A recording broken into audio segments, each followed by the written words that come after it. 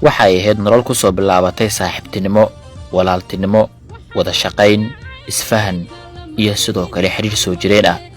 ugu dambayna guushiisa la gaaray.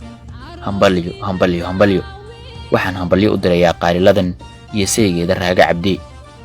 ma kula tahay daawade inaad adiguna kaalintaada maqan tahay? si aad kaalintaada u buuxiso fadlan qaybta commentiga ugu soo hambaliyay fiidiyogan like inoo saar si ay iyaguna ugu farxaan annagana aan ugu faraxno. sidoo kalena nagu soo biir muuqaalkan marka aad daawato kadib page-ka soo follow garay, sidoo kalena fiidiyogan share garay. intaas kadib waxaan guda geli doonaa hambalyada iyo farxadda lamaanaha qaaliladan iyo sidoo kale Raaga Cabdi. nolosha quruxda badan ee soo jiitamaysay waqti dheer, xiriirka saameynta badan yeeshay ee ay dad badan hore u saadaalinayay inay mar uun isguursan doonaan lamaanahani. ugu dambaynsa ay noloshoodu noqotay mid guulaysatay, geedkii mirihiisa la gaarayna la gurtay. وما هدليو من لغو فرحي مدنيو مروا مهركودي دعاي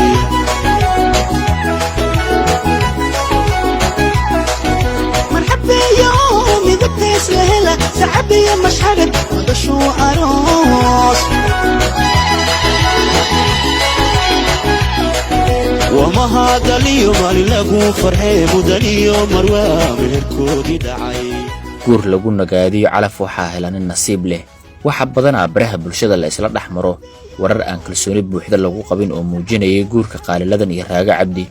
ugu dambayn way soo gabagabantay doonta jacaylka ee qaaliladan iyo Raaga Cabdi. imika waxay taagan tahay xilligii ay guran lahaayeen miraha jacaylkooda, waxaana soo gabagabantay rajada ah dhismaha nolol qurux badan oo muddo dheer socotay iyada oo guusheeda imika la gaaray.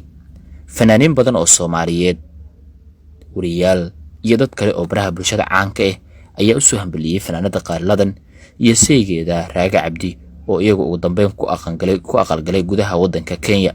waxaana tani noqonaysaa mid ka mid ah guulaha jacaylka ay lamaanayaashu gaaraan. حاجي لو قفل بيش استحي محاوة شيطان ناكتا الشيطان ومو يا أعوذ بالله تعالى كلاس متعنى.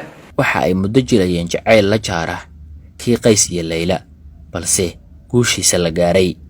waxaana imika xaflad aan caadi ahayn la filayaa inay iyagu uga dhacdo halka ay degan yihiin. dad badan waxay hore u qabeen dareen ah in qaaliladan iyo Raaga Cabdi mar uu isguursan doonaan, maadaama xanta baraha bulshada wareegaysay iyo xiriirkoodu ahaa kuwo aad isugu dhow. imika waxay noqotay mid soo gabagabantay, guulna ku soo dhamaatay. daawade waxaan kaa codsanayaa marka koowaad inaad qaaliladan iyo saygeeda cusub hambalyo tiraahdo oo aad qaybta commentiga ugu hambaliyeyso.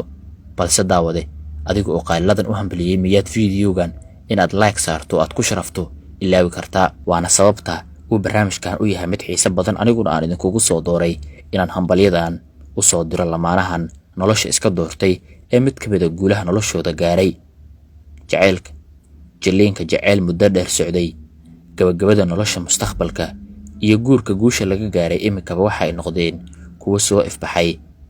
inta badan waxay ahaayeen lamaano la isku xanto in ay yihiin kuwo isjecel ama isguursan doona, balse waxaa jiray dad kale oo aad ugu dhawaa kuwaas oo iyagu ka soo horjeeday wararkaas, qaarkoodna beeninayay. imika waxaa soo dhamaatay wixii hore, waxaana ay galeen nolol cusub iyo mustaqbal kale oo ifaya. diyan isdoorta ehel ku taama aroskooda aqal la seesa diga aslan iyo kabad la unta ubax goonana lagu daadiya allahi amaan waad istaahisha. waxaa u furantay waddo dheer oo ay marideeda tahay markasta halka uu calafku kugu simo, saameynta noloshuna ay saacadu ku siiso. waxaana ay taagan yihiin heer ka mid ah heerarka nolosha ee uu qof kasta ku taamo, waana marka aad hesho qofka aad raadinaysay. waxayse ila tahay dad badan inay aad ugu farxeen marka ay maqleen guurka qaaliladan iyo Raaga Cabdi.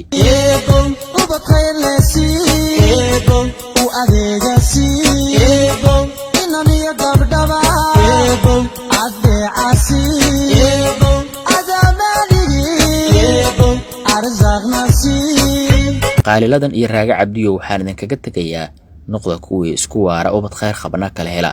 waxaan se idin leeyahay raagu calaf iyo jacayl dhaba waxaa hela nin nasiib leh qaaliya adiguna waxaan ku leeyahay noqo gaari dumar faceedka roon gurigeeda dhaqataa xaajigeedana daryeesha daawadayaal intaas ayaan kusoo gabagabeynayaa barnaamijkan waxaana leeyahay hambalyo daawade adiguna waxaan filayaa inaad u soo hambaliyaysa lamaanaha nolosha iska doortay mahadsanid